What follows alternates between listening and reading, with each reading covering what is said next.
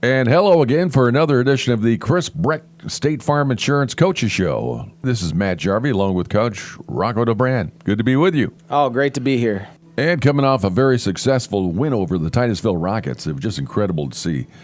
Really anxious to see what your thoughts were. It was fun. It was a fun game to be at. It was a fun game. I think we needed to be there. Or we needed that kind of game where we went out and just the kids played well. They played hard and just had a lot of fun. And it started out with the other team. They had a 55-yard run in the first series there, and that kind of scared us a little bit, this is going to be a game. So, but then we came back and just started doing what we were supposed to do. So it ended up being a fun one. Yeah, that was Parker Harvey? Yes, Parker Harvey. And he was a workhorse for him, and I was surprised we didn't see much of him later in the game other than kicking and punting. Yeah, we were too. In other games, they did a lot more motions. They did a lot more kind of gadgety stuff. We didn't see a whole lot of that, and I'm not sure where their coach was going with that.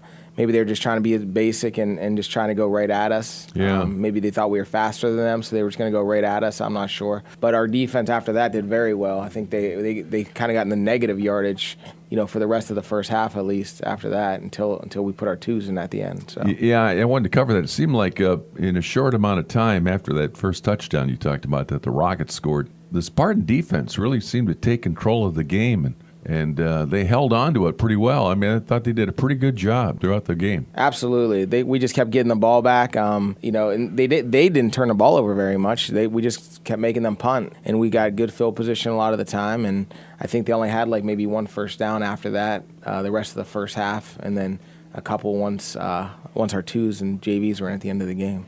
There was one initial thought that seemed to hit me when I'm watching this game happen, that you involved so many players in this offensive effort and defensively, too. I mean, you rotate a lot of people in and out. Jonathan West, we saw Seth Fedor in there running successfully, too, very, very well. Alan Christine was involved on both sides of the ball and did some really nice things. Dylan, he ran in for a touchdown. You really had a lot of people involved in that, and it just goes to show that you went in there with a wide coaching approach. I think you wanted to throw a lot of different things at him. Yeah, we went in for the first time with kind of a two-back set. We wanted Mikey Williams and Seth Fedor to both be in the backfield so the other team's not really sure who's getting the ball. Right. Where before it was pretty much whoever that back was, if we're going to run the ball, they're getting it. Sure. Most of the time, Brandon being a throwing quarterback more than a running guy. So we put two guys back there.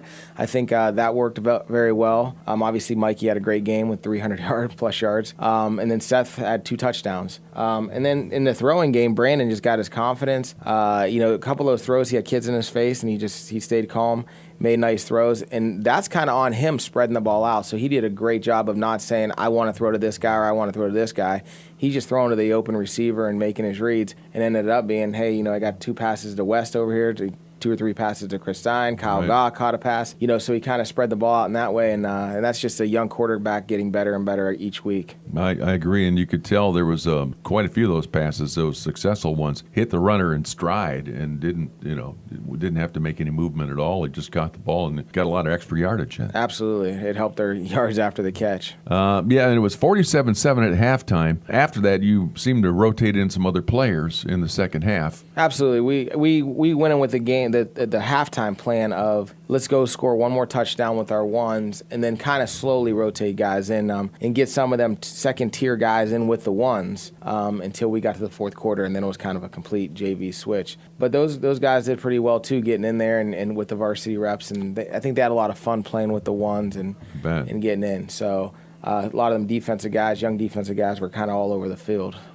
just running around having a good time. So it was nice to see that. And where we were with a 1-3 record coming in, it was nice to have one of those games where the guys just had a lot of fun and gained some good confidence to move forward now. Mike Williams, of course, we covered him. The statistician had him at 306 yards. Is that what you guys ended up officially? Yeah, 300 yards, just over 300 yards. Yeah. And it was on 14 carries. I believe he only had one. I believe he only had one carry the second half. Yeah. And because we were laughing, because I know Sturgill a couple years ago had 330 yards, right, and it was 25 carries or 24 carries. So they were like, "Oh, you should have given the ball." We had no idea during the game how many yards he had. So it'd always been nice to give him 2 or 3 more carries if we would have known he could could have got past that. But And I think on that, too, you were trying to give him a rest in the second half, and then you bring him in because it was third down and long, and he ran like 90 yards, or I don't know what it was. Probably, I think he had like 70, a 60-yard gain 60 yards, something like yeah. that. It might have been 70 or 60. He ran it down the 9-yard line. That's where Yeah. Dylan ran it in for a touchdown. Right. It was phenomenal, though. Mike Williams is the type of runner that is hard to figure out. He doesn't look fast in his running style, but he is deceptively quick.